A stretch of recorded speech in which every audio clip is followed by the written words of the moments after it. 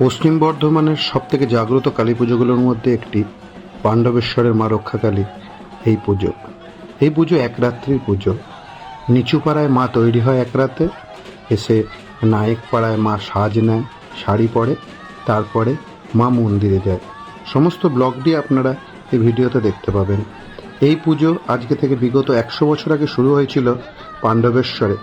তখন মহামারীর জন্য প্রচুর মানুষ মারা যাচ্ছিল। সেই কারণে স্বপ্ন দেয় মা যে মায়েরকে নিয়ে এলে সেই মহামারী দূর হবে। সেই কারণেই পাণ্ডবেশ্বরের সমস্ত অধিবাসীরা তখন মাকে নিয়ে আসে এই মহামারীর হাত থেকে রক্ষা করার জন্য। তারপর থেকে এই মায়ের পুজো সাড়ম্বরে হয়ে আসছে। এই পুজোর সময় আশেপাশে সমস্ত জেলা থেকে, বীরভূম, বাঁকুড়া থেকে বহু মানুষ এখানে আসে। এবার এই আমরা যে ভিডিওটা করেছি, এই ভিডিওটা হচ্ছে মায়ের যাত্রার ভিডিও।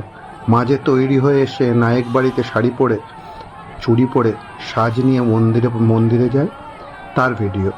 আপনাদের এই ভিডিওটি কেমন লাগলো আপনারা কমেন্টস করে অবশ্যই জানাবেন, এবং ভালো লাগলে সাবস্ক্রাইব করবেন, যেন আমি আপনাদের জন্য আরও ভালো ভালো কিছু ভিডিও নিয়ে আসতে পারি। ধন্যবাদ।